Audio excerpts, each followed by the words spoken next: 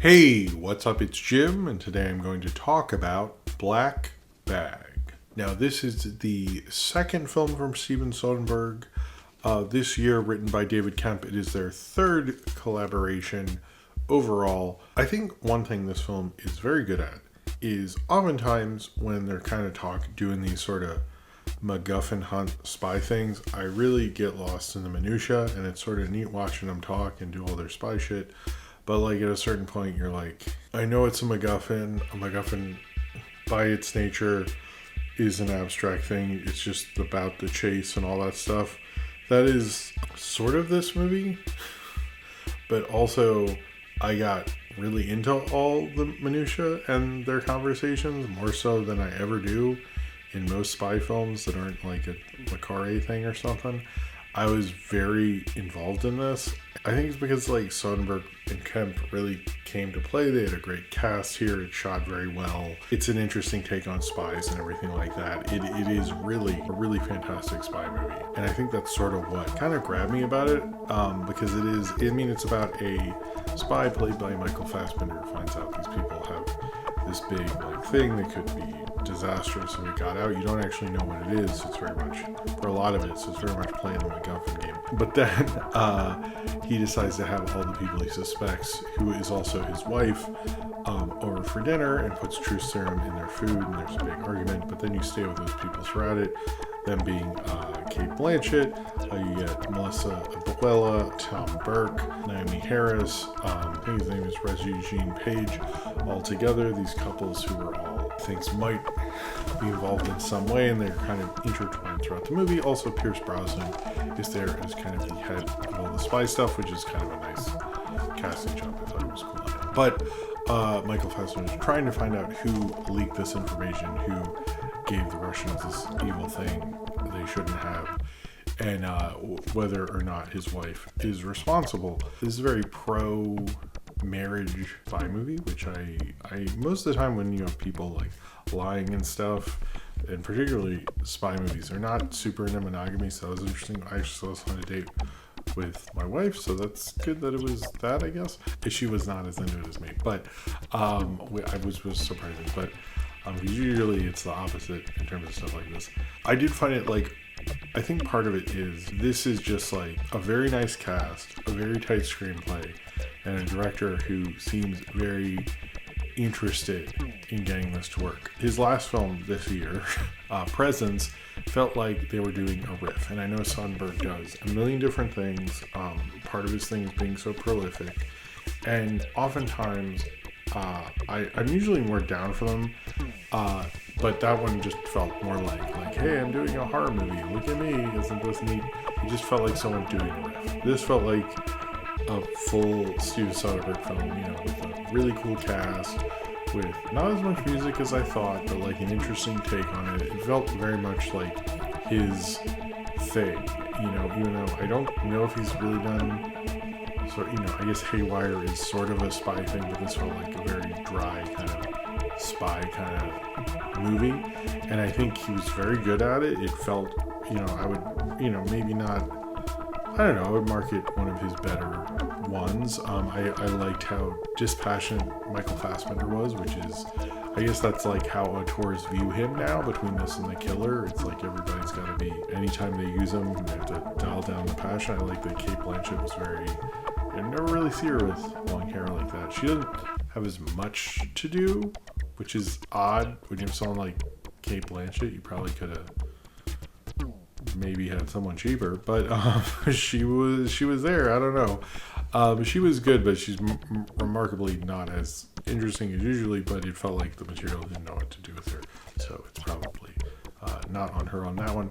I think everybody was really good, actually, but Melissa Abuela was really great. I don't think I've seen her in anything. I know she was Amy Winehouse in the Amy Winehouse movie nobody seems to really like, but she was like very saucy and very fun, and it was like she was definitely someone when they have this whole lie detector sequence and they're cutting to everyone, and it was almost like when they cut to her, I was like, okay, this is fun. She sort of reminds me how like I do think Soderbergh's good at using like someone like Julia Fox, and like he's very good at, I think, using certain personalities in his films, and I think like she felt like guys maybe I'm into things, as well as Naomi Harris was really great. I mean, everyone was good. They were very well cast. It was very smartly put together kind of movie because like you're really invested in what's going to happen next, where you're going, where these twists and turns are.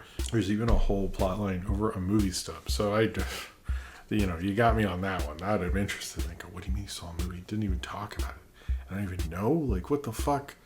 That would bug me too. I would be like, what do you mean you saw a movie? I don't think she did see him, but who put the stub? I don't think you ever find that out either. That's like, that would drive me fucking nuts. I would be asking the person, like, but was it you though about the stub thing? Or like, what about the thing that would have like destroyed all these people? Yeah, whatever. Anyway, did she see it or did you just like put it in there? Because I like gotta know that. But I also think Soderbergh works well with a lot of fun collaborators and really good actors. He's very good at that. He's very good at picking actors who like are all game for something, and I think this ensemble-wise really works together. I also think the whole distrust thing didn't feel, double, triple cross thing didn't feel boring or odd. It felt like kind of interesting. I got into it, which oftentimes it's like, yeah, okay, you're gonna double cross that guy, and like it does, like even thinking about it feels fucking boring, but like I thought in this it worked very, very well, and it just feels like sometimes like Soderbergh just returning to kind of more of his, I mean, spy stuff is like sort of not a genre. It's like when people say the spy genre, they just mean spy crap. It is and it isn't. But I felt like him doing, when he was really into more of like hopping around genre work, it felt like he dug his teeth into this one and got more involved. I liked, like even like they're doing this dinner party, and you can see the candlelight on Fassbender's glasses. You can, certain like framing and stuff was far more smarter than you initially realized. I also think it gets into the idea of like, well, how would you date if you're a spy? How would you, marry someone? How are you able to trust them? The answer, I guess, is spying on each other. But like, how would you manipulate them? How can you manipulate the people manipulating you? All those sort of things. But it did feel like organic and not just like, here's another twist. It felt like kind of, it made sense, which I think probably is because David Koepp worked on it. Or wrote it, and he's a great screenwriter. I don't know, I sort of like this sort of refinement. It's a spy, it's like a very mature kind of spy film, like which we don't get a lot of anymore. I wouldn't say Le Carré, but you could watch it next to a Le Carré and it would probably sort of make sense there. I enjoyed what Steven Soderbergh did with this one. I thought it really came alive, it really popped. It felt like a fun mystery to go into, and also that you gave a shit about all the people involved in it, which I think is like why that dinner party scene is so important. I think there's like a trivia recently about the first Mission Impossible. Supposedly Brian De Palma showed the first Mission Impossible to George Lucas, and George Lucas says, well, where's the spaghetti scene? And what he meant by that is you need a scene at the beginning where you introduce all your characters and they're sort of eating spaghetti. And I forget what they're eating, something that look good. But essentially you have that by having like this kind of truth serum in the food scene. You get that. And why those scenes are so important is like that dinner party has extra ramifications throughout the film, but it's like you introduce them. So like if he goes to her, the one girl, Marissa Bella, when she's looking over security satellites, you know who she is, you know how she acts, you know what she's like. Same with each one of them. They establish these characters, and it almost works like, a disaster movie where you meet, or an airplane thing where you meet like the 6 people of the 100 and however many people are on a stupid plane that you're supposed to care about. And this is like, there's no those other people, it's just the 6 people you're supposed to care about. So it's like constructed in such a smart way. The only person who's not among this group is Pierce Brosnan, and he's awesome, so you're fine. You don't need to know why he's awesome. He's Pierce Brosnan. I really like this. I like the script a lot. I thought this was very fun. Definitely one of my more favorite movies this year. One I want to rewatch again and again. I think Soderbergh needs the right kind of script sometimes, although he can make, Presence maybe didn't work fully, but like everyone was so talented they got it to work. I think this is like watching really talented people work with a script that does work and a material that they are well cast for, and that he is a perfect fit for. He's not just doing a riff to mess around. Like, this felt like a very proper, big director kind of movie. I think it worked very well. It's a worthy addition to a really great filmography.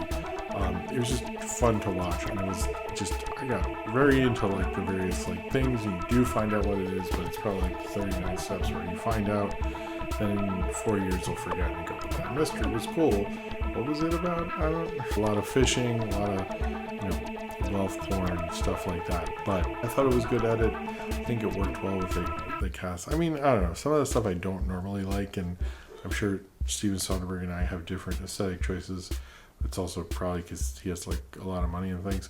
I think it shows what is perfect about a tight, well-made kind of film like this, and genius and how wonderful it is to watch an auteur really bite into something with a great cast and a great screenplay. This film had a lot going for it, and it went into it very well. I think the characters, when they don't want to talk about something or can't talk about something, they just say black bag, which I think is a good summation of everything. It's like the things they can't talk about says volumes. In the end, it is probably the title and the definition of who they all really are. So if you've seen Black Bag and you would like to talk about it, then comment below in the comments and subscribe if you would like.